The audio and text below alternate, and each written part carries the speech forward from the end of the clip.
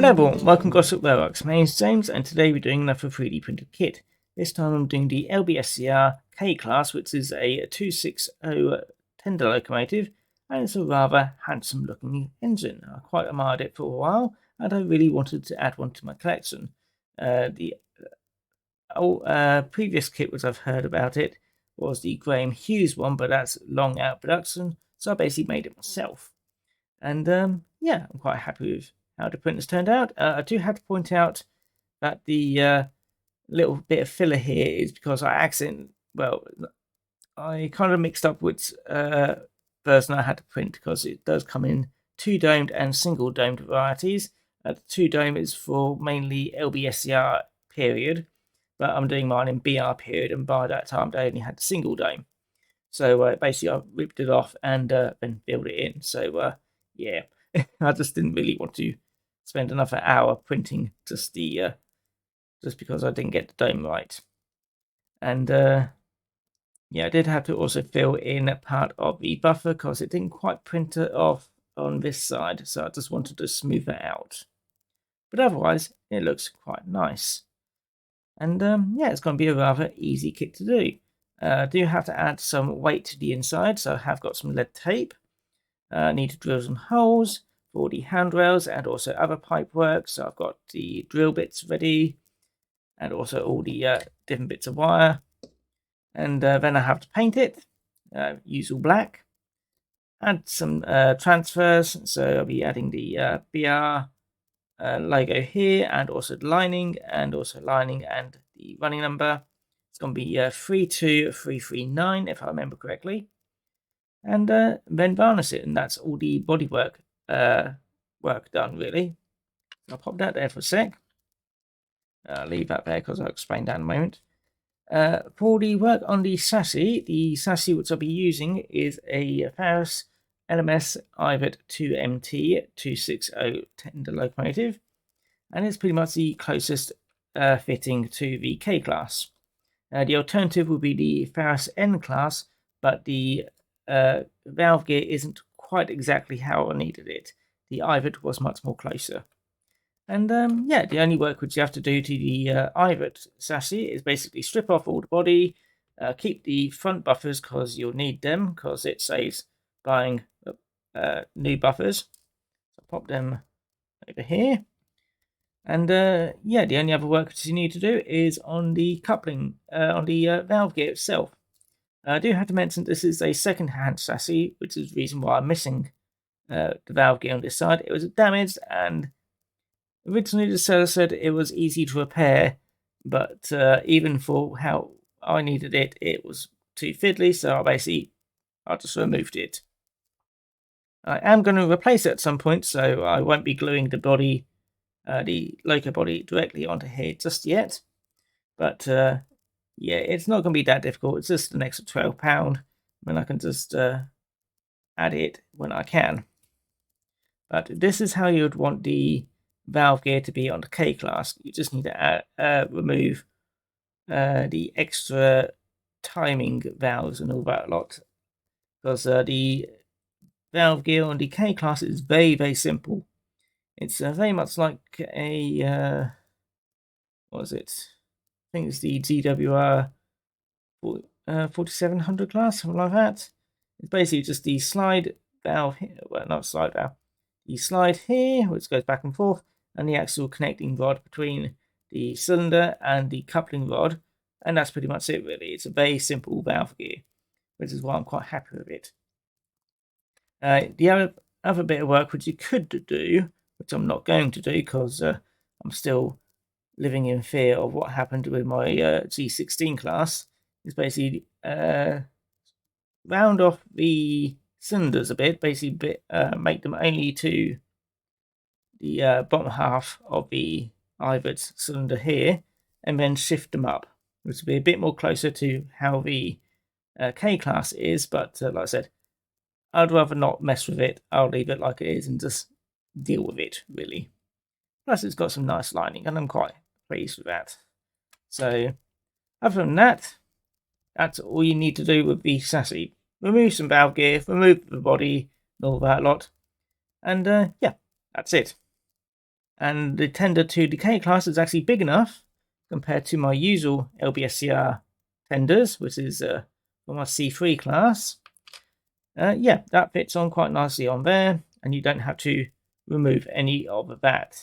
It even has enough space to keep the decoder in. At the moment, I've got a blanking plate. I will be changing it around when I get around to gluing it. So yeah, you just pop that on there, glue that there, fill it with coal, pop that on there, make sure there's some weight in there, and then you're all done. Very easy. So yeah, I'm going to get to work on adding all the detail work. I'm going to get around to replacing the decoder and that. And yeah, I'll be back after I add all that lot. So I'll see you in a bit. The LBSCR K-class were powerful 260 mixed traffic locomotives designed by L.B. Billington in 1913. They appeared shortly before the First World War, and the first 10 examples of the class did prestigious work during the conflict on munitions supply and troop trains. The original 10 locomotives proved to be extremely useful during the First World War, hauling heavy munitions and military supply trains from the marshalling yard at Three Bridges to New Haven or Littlehampton harbours. Up to 60 supply trains a day were being handled by these two ports. Locomotives in the class were capable of hauling trains up to 1,000 tons at 30 to 35 miles an hour, but were equally useful when hauling troop trains. The railway would have liked to add more to their number, but wartime restrictions on the locomotive building prevented this. A further 7 were built after the war, with all 17 members spending most of their careers on both freight and passenger duties over their traditional routes, although there was less need for the latter following the electrification of the Brighton Main Line in 1933. However, the class were once again came into its own during the Second World War, when the locomotives were again used on heavy freight and troop trains throughout the Southern Railway, especially in the lead-up to D-Day landings in 1944. The locomotives were all still providing good, reliable service when the entire class was withdrawn during November and December 1962, apparently as part of an accountancy exercise to keep in line with the Southern Region's withdrawal programme. The early Bluebird Railway had hoped to purchase one example for preservation, but could not afford to do so as all available money had been channeled into the purchase of the freehold of the line, leaving none of the locomotives to be preserved.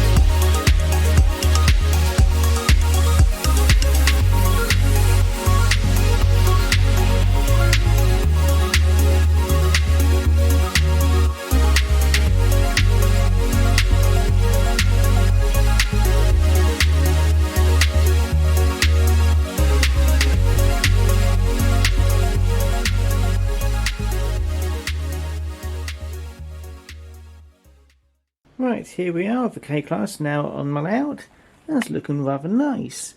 However, I'm not entirely sure about the lining on the boiler.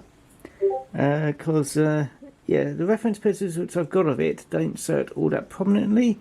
However, models which I've seen of people making the K-Class does still show the lining on the boiler. So I've done it for now just to add a bit more colour.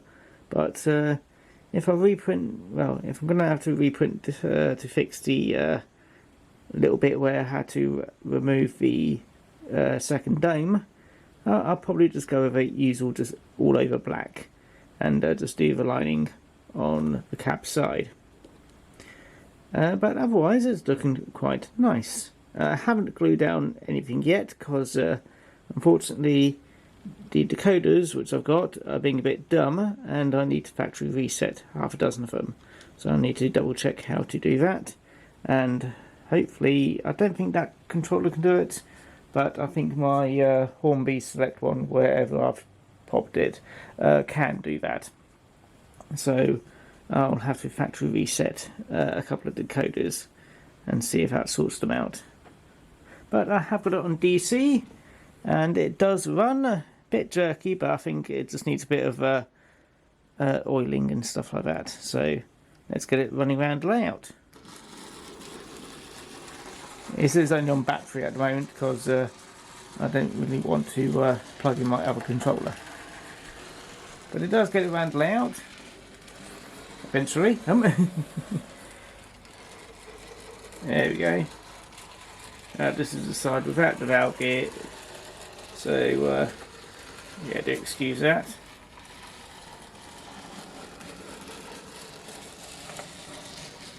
And up it comes, and off. There we go. Just edge it back a little bit. But yeah, that's turned out rather nice, and I'm quite happy with it.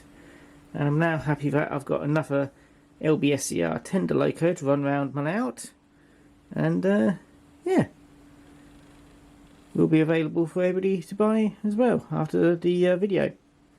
Usual places, and feel free to contact me on Facebook or on my order form, either one.